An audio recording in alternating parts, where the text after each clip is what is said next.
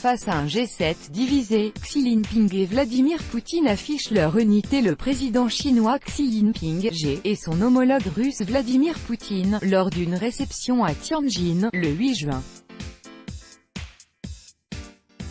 Sputnik, Alexei Druzinin, Kremlin via Reuters. Miroir inversé des divisions qui ont miné le sommet du G7, sabordé après sa clôture par le président américain qui a retiré son soutien au communiqué final qu'il avait auparavant avalisé. Vladimir Poutine et Xi Jinping ont affiché leur unité et loué l'expansion de leur bloc asiatique. L'organisation de coopération de Shanghai, réunie au même moment à Qingdao, est de la Chine.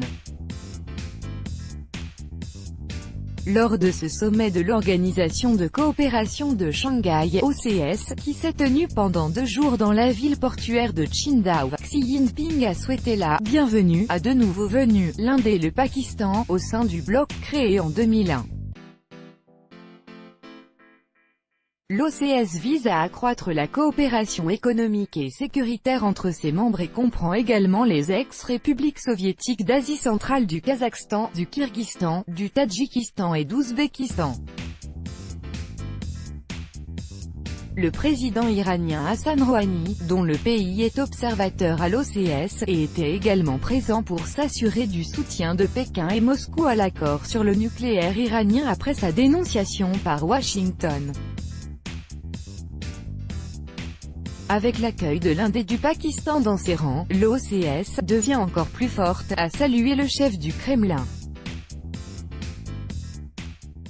Nous devons rejeter la mentalité de guerre froide et de confrontation entre les blocs, et nous opposer à la recherche effrénée de sécurité pour soi-même aux dépens des autres, afin d'obtenir la sécurité pour tous, a affirmé Xi Jinping, sans jamais citer nommément les États-Unis.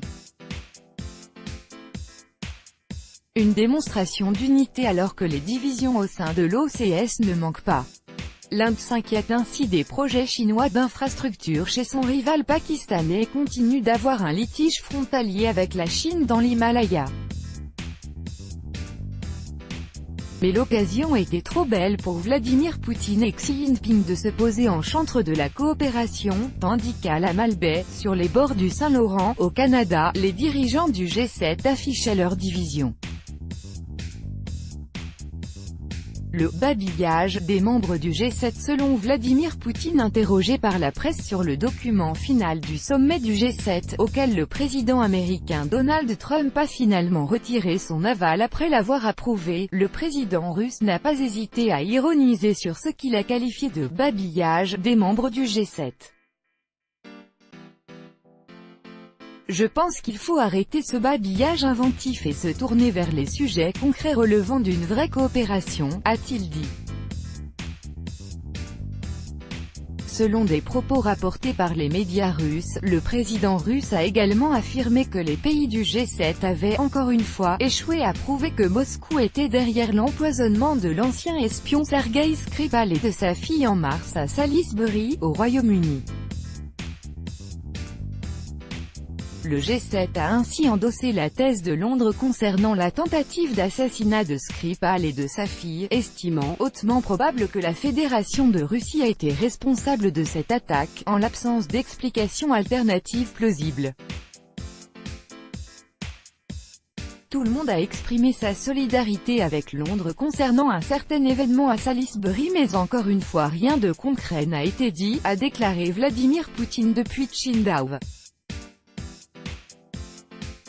À la Malbaie, le G7 a rejeté la proposition de Donald Trump de réintégrer dans le club la Russie, exclue en 2014 en raison de l'annexion de la Crimée, appelant Moscou à cesser de « saper les systèmes démocratiques ». Histoire de mieux asseoir son propos avec une dernière pique adressée au camp occidental, le chef du Kremlin a également fait remarquer que, selon lui, le pouvoir d'achat combiné des 8 pays de l'OCS, Chine, Inde, Russie, Pakistan, Kazakhstan, Ouzbékistan, Tadjikistan, Kirghizistan, dépassait celui du G7. Avec AFP.